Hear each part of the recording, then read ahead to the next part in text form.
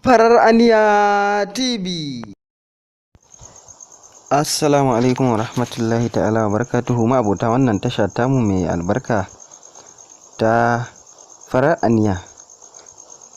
Muna so da Allah kafin mu je ga bayanai na wanda ya fi kowa kuɗi a duniya, da Allah ka yi mana subscribe, sa'an nan akwai alamar ƙararrawa za ka iya dannawa. Duk lokacin da muka ɗora sabon bidiyo YouTube za su sanar da kai. To wannan mutumi da kuke gani shine yafi kowa kuɗi a tarihin duniya gaba ɗaya. Ba a maganar ma waɗanda suke da kuɗi na zamanin yanzu wanda ake kira irin su Jeff Bezos da sauran su waɗanda ake faɗan su a yanzu haka.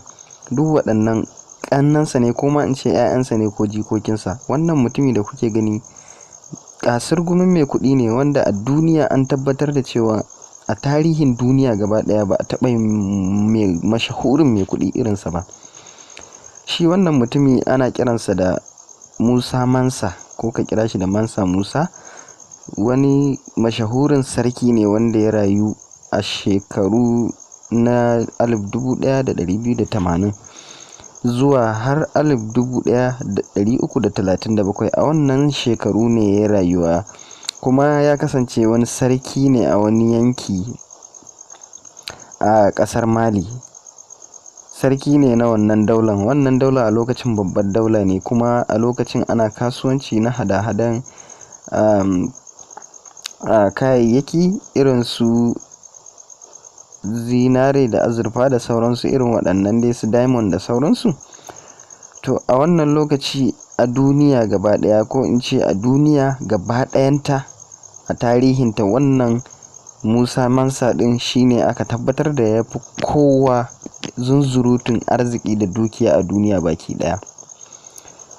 Idan wannan abun ya burge ka, za ka iya danna mana like na bidiyon mu, amma sa'an nan kafin ka fita da Allah, in ba kai subscribe ba, ka mana subscribe saboda samun ƙarin gwiwa na ci gaba da kawo muku bidiyoyi irin waɗannan. Sa'an nan za ku iya ajiye mana comment mu gani in kuna buƙatar mu kawo muku jerin waɗanda suka fi kowa kuɗi a duniya guda 10, za mu iya kawo muku su. Mun gode, sai mun je.